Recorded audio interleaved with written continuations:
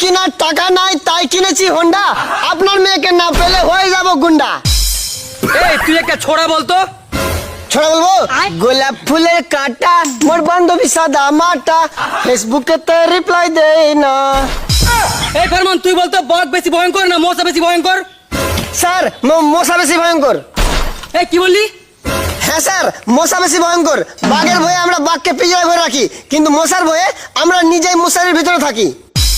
Sir এবার আপনি বলেন তো কোন প্রাণী দুধ আর ডিম দুটোই দেয়? এই কি বলছিস? এরকম কোনো প্রাণী আছে নাকি? আচ্ছা স্যার, দোকানদার টাকা দিলে দুধও দেয় আর ডিমও দেয়।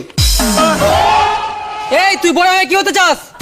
স্যার আমি বড় হয়ে দাঁতের ডাক্তার হতে চাই। কেন রে, তুই হাত পা ফুসফুস এগুলো বাদ দিয়ে তুই দাঁত ডাক্তার কেন হবি?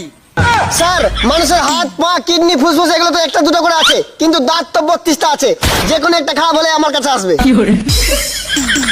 স্যার বলেন তো একটা মানুষ 365 দিন না ঘুমিয়ে কি করে থাকতে পারে?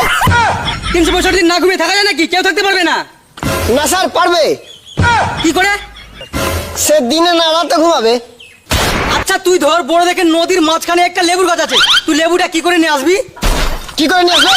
পাখি হয়ে গিয়ে উড়ে নিয়ে চলে আসবো। হারামজাদা, পাখি কি তোকে তোর বাপ বানাবে? আর সাগরে কি লেবুর গাছ আপনার বাপ লাগাবে? এই স্যার খুব তো আমাকে প্রশ্ন করেন, এবার আপনাকে আমি প্রশ্ন করছি। কর দে। একটা ঘোড়ার মাথা যদি উত্তর দিকে থাকে তাহলে লেজ কোন দিকে থাকবে? কোন দিকে আবার? দক্ষিণ দিকে? না স্যার, উত্তর ঠিক হয় নাই। মানে? ঘোড়ার মাথা উত্তর দক্ষিণ পূর্ব পশ্চিম যেদিকে থাকুক না কেন লেজ নিচের দিকে থাকবে। আচ্ছা বলতো বিয়ের দিন বউকে এত সাজাই কেন? স্যার পার্সাল যেরকমই হোক প্যাকিং তো ভালো মতন করতেই হবে। তুই গান শোনাতে একটা দেখি।